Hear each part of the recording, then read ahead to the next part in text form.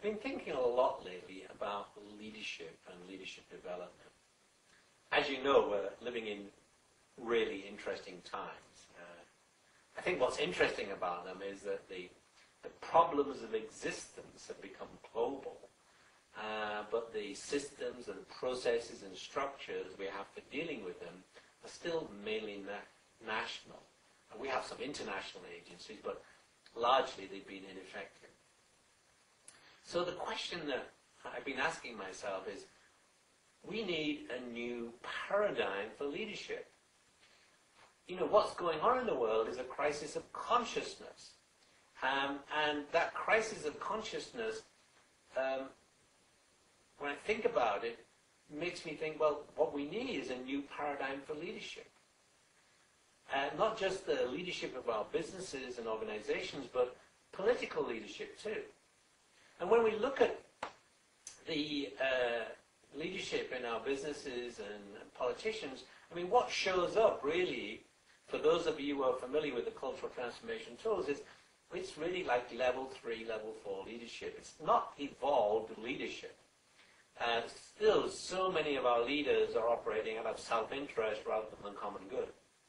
And they can't get past that self-interest from a business point of view, or even at a national level. It's as if nations are still so protective of who they are, and they don't get the message that they're part of a global human society. And so we're not getting this level of cooperation, this level of working together that would come about if we could get beyond those level 4, 5 concerns and move up to those higher levels of 6 and 7. That is the strategic alliances and partnerships and working together for the good of humanity. I mean, even businesses working together for the good of humanity, coming to collective agreements within a particular industry about what is good for the planet and good for the people, and agreeing the framework of responsibilities, the framework of accountability that says, well, we're not going to compete outside of this framework. We're going to work within a framework where everybody on the planet is successful. You know, many leaders lead this kind of very difficult life where they're in a business all day long. They're in their businesses and they are making decisions for the good of the business, and sometimes these decisions challenge what's good for society. And then they come home from work and they have their families and they have their children and their children's children, and they start thinking about future generations, and they live in this dichotomy between their daily life and their evening life, or their weekday life and their weekend life. And I think many business leaders are beginning to say, well, you know, somehow we have to bring all of that together. And something else that I think is interesting, I think what we're seeing here is really a crisis in consciousness. That's what's going on the planet. We need to lift our level of thinking to tune it to a new level, and that means it's a crisis of leadership. You know, how do we move forward? That's what I've been thinking about. And so that led me into thinking about, well, you know, how has evolution progressed from the Big Bang to the present day? Well, I mean, we can look at the physical evolution, but what about the evolution of consciousness? Because if we could understand what that looked like, we would have a pattern for the evolution of leadership and the evolution of our personal evolution. And actually, there are patterns.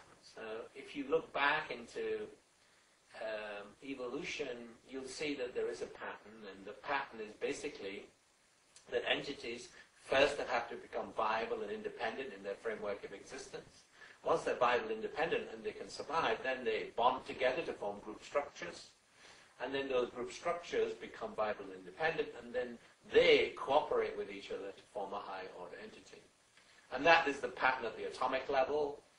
Atoms have to become viable and independent in their framework of existence, otherwise they disappear. They then, as life conditions become more complex, bond with other atoms to form molecules, and then as life conditions became more complex, those molecules cooperated with each other to form a higher order entity called a cell. That's what a cell is. It's complex molecules cooperating. And the same took place at the cellular level, the same evolutionary process. Cells became viable and independent in their framework of existence. They started bonding together as conditions became more complex to form group structures. In our body, we call those group structures organs. And those organs then learned how to cooperate to create a higher order entity called you. Or we could actually just take this a step further and say that each person on the planet is trying to become a viable and independent entity. They're trying to self-actualize. And as life conditions become more complex, they have to try harder and harder to accomplish what I would call personal mastery. But they have to become viable and independent in their framework of existence. And then they bond together to form group structures. And those group structures cooperate to create a higher order entity.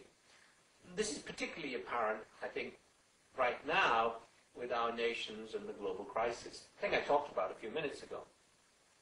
You see, the way out of this situation that we have on our planet right now is to recognize that each one of us is on a journey about becoming viable and independent. And then each one of us is bonding together with other viable independent entities to create group structures, which we're calling nations. And those nations are learning how to cooperate to create a higher order entity called humanity. And that's where we are in our evolution right now. And that's the difficult piece. Because we have nations at all different levels of this evolution. There are some nations that really haven't bonded together, like Iraq, because you've got different tribes with different belief structures that are finding it very difficult to come together to achieve that level of bonding that would make them a proper nation. And all nations are at different places on the spectrum of becoming viable, independent, bonding, and forming group structures. But that's where we're at now. And so that brings me back to the whole concept of leadership. We need leaders who understand this, and leaders who can live these higher levels of consciousness. In fact, leaders who can live full spectrum consciousness. So leaders who've done their own personal work, they become viable, independent in their framework of existence. In other words, they've learned how to self-actualize, they've learned how to overcome their own subconscious fears so they can actually work with people without their own personal agendas getting in the way. They've learned how to bond together with other people in businesses or in teams or in nations. And they have also learned how to create the conditions that allow those business units or those nations to strategically align with other groups for the good of humanity. So, having thought about all of that and recognizing that this need for a new leadership paradigm based on the principles of evolution, I've been working on a new book. It's called The New Leadership Agenda. And this book basically outlines this process and also shows how a three-part leadership development program could be put together, which focuses, first of all, on people becoming viable and independent, then bonding to form group structures cooperating to create a higher order entity. In other words, people in organizations becoming viable and independent means getting to that level 4 consciousness where they've overcome those subconscious fears that are creating personal entropy, which also creates cultural entropy. And then forming units or divisions by forming group structures which are bonding together. And those group structures, those units, then cooperate with each other to form that higher order entity called the organization. And taking the same principle and applying it to the organization. The organization becoming viable, independent, bonding with other organizations to create a higher order entity, and that higher order entity working for the good of humanity. And so that's what I've been thinking about for this past year or two, and I'm going to be bringing out this new book, The New Leadership Agenda, in the very near future. And I will expose all these ideas in that book. And I hope you found this to be useful. And I look forward to meeting you wherever you are on the planet at some time in the near future.